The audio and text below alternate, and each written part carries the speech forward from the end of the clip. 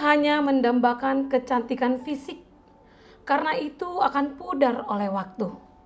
Namun, dambakan dan usahakanlah kecantikan perilaku yang tidak akan pudar sekalipun kematian datang menjemput. Dan kecantikan perilaku itu dapat kita bangun dengan terus merenungkan dan menghidupi firman Tuhan. Kita berdoa.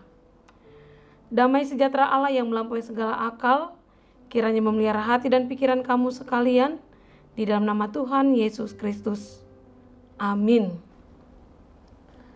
Jemaat Tuhan, Renungan Harian HKBP Reso Sutoyo, Rabu 5 Oktober 2022, tertulis di 1 Korintus 15 ayat 43. Demikian dikatakan, ditaburkan dalam kehinaan, dibangkitkan dalam kemuliaan.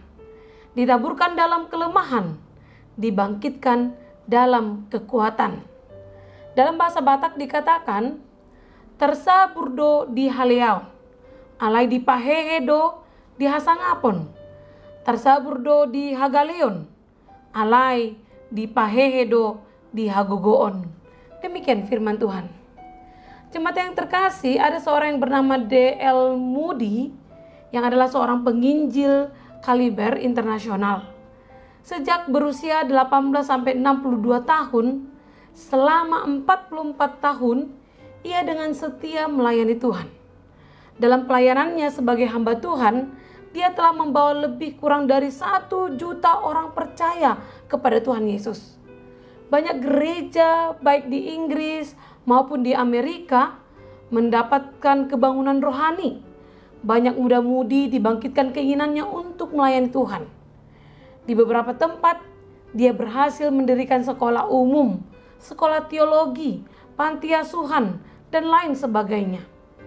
Namun menjelang ajal, ia pernah berkata, jika aku mengetahui bahwa keadaan menjelang ajalku demikian indahnya, aku rela lebih cepat mati. Sewaktu ia melihat istri, anak, dan cucunya menangis, ia berkata, mengapa kalian bersedih? Seharusnya kalian bersuka cita, karena pintu surga terbuka untukku. Tuhan Yesus sendiri yang datang menjemput aku. Perpisahan kita sekarang bersifat sementara.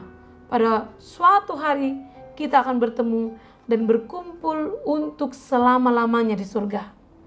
Setelah mengucapkan perkataannya itu, D.L. Moody dengan tenang dan damai meninggal dunia yang fana ini. Pemahaman dan keyakinan D.L. Moody mengenai adanya kehidupan selama-lamanya setelah kematian tubuh yang fana ini, itulah yang hendak diajarkan oleh Apostel Paulus pada jemaat Korintus ketika banyak yang meragukan ajaran Kristen tentang kebangkitan dan kehidupan kekal. Ada orang-orang kesulitan untuk mengerti bagaimana seseorang bisa dibangkitkan dan dengan tubuh seperti apa mereka akan dibangkitkan. Menjawab persoalan ini, Rasul Paulus menjelaskan dengan menggunakan 2 analogi atau gambaran. Gambaran pertama adalah bahwa kebangkitan tubuh terjadi dapat digambarkan seperti biji atau benih yang ditanam. Benih itu harus mati dahulu. Ya, seperti biji jambu harus jatuh dulu dari pohonnya. Kemudian Allah akan membangkitkan benih itu dengan memberikan tubuh yang baru. Ya, biji dari jambu itu akan ditanam dan kembali menjadi pohon yang baru.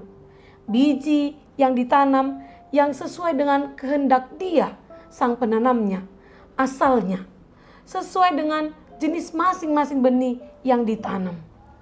Dan gambaran yang kedua adalah seperti Adam, manusia pertama, dan Kristus sebagai Adam yang terakhir. Jika Adam yang pertama menjadikan kita keturunannya sebagai makhluk yang hidup, maka Adam yang terakhir yaitu Kristus memberikan kita roh yang menghidupkan. Adam yang pertama berasal dari debu tanah dan bersifat jasmani, tetapi Adam yang terakhir berasal dari sorga. Kita bisa baca di ayat 47 sampai 48. Karena itu, sama seperti kita telah memakai tubuh jasmani, maka kita akan memakai tubuh sorgawi kelak.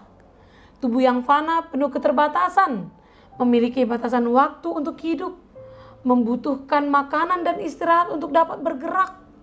dan akan menjadi sakit jika kelelahan, mudah terserang penyakit bahkan mati.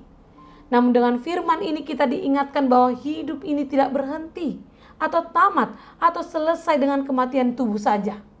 Karena bagi kita yang percaya kepada Kristus yang mati dan telah bangkit, maka kita pun akan dibangkitkan dari kematian dengan tubuh yang baru seperti tubuh kebangkitan Kristus yang tak dibatasi oleh apapun. Karena itu marilah kita mengisi hidup ini dengan semangat pengharapan akan kebangkitan. Kita harus mengisi hari-hari kita berseturutan dengan kehendak firman-Nya, agar kita semua dilayakkan menjadi bagian dari kekekalan itu.